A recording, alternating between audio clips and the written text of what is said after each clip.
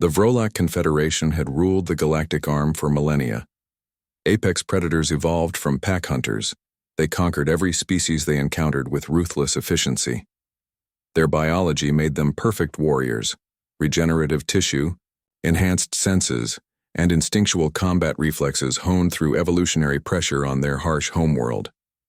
Commander Krev stood on the bridge of the dreadnought Inevitable Conquest, surveying tactical displays showing the newly discovered solar system.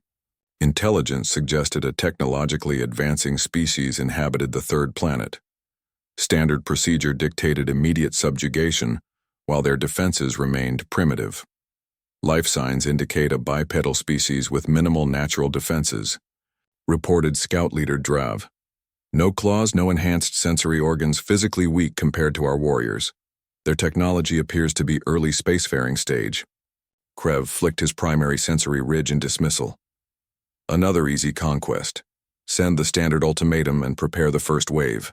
I expect minimal casualties. The human response came not as surrender, but as silence. No diplomatic channels opened. No pleas for mercy. Instead, Krev watched as the primitive orbital stations around the blue planet went dark, one by one. They're shutting down their own systems, Drav noted with confusion.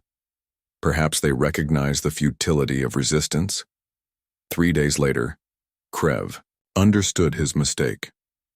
The first wave of dropships encountered no resistance until they entered Earth's atmosphere. Then came the electromagnetic pulses, crude but devastatingly effective. 40% of the invasion force fell from the sky before touching ground. Impossible, Krev hissed. They sacrificed their own infrastructure to create this trap. The ground forces that successfully landed reported scattered resistance. But something was wrong.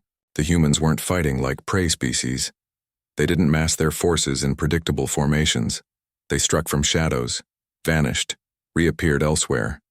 They used the terrain, the weather, even their own buildings as weapons. Lieutenant, Greg's distress call played on repeat across the command channel. They knew we were coming. They prepared. They're not fighting to win. They're fighting to make us bleed. By the 5th day, the Vrolak had secured only 3 small territories.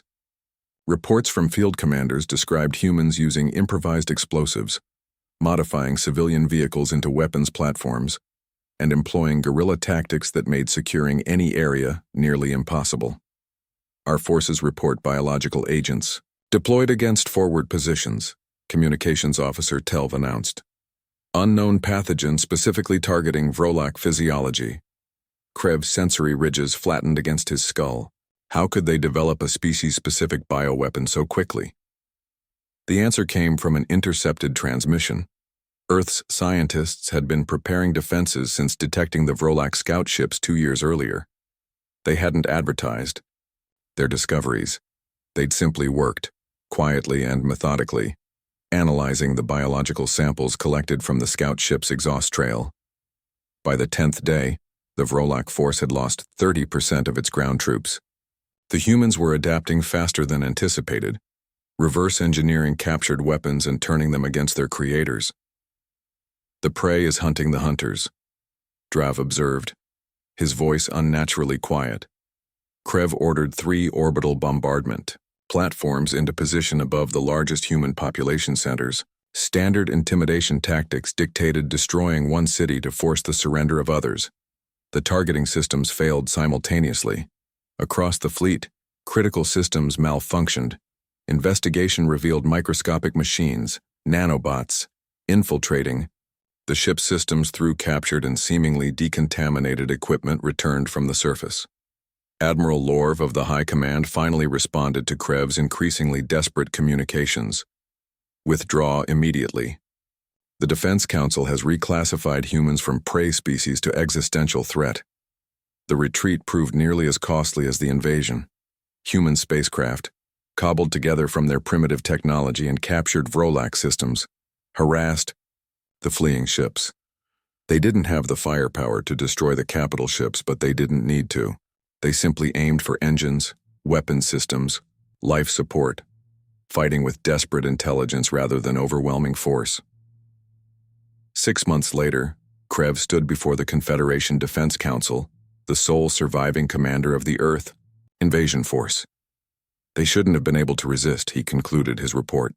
Nothing in their evolutionary history prepared them for interstellar warfare. High Counselor Merev leaned forward. That is precisely what makes them dangerous, Commander. Our intelligence has finally compiled a comprehensive analysis of human history.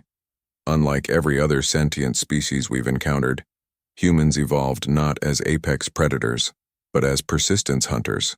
The display showed primitive humans pursuing larger, faster prey across open plains until the animals collapsed from exhaustion. They don't fight like predators because they don't think like predators, Merev continued. They were never the strongest or fastest creatures on their planet. They survived through adaptation, cooperation, and relentless determination. We attacked expecting prey behavior, immediate submission, or disorganized panic.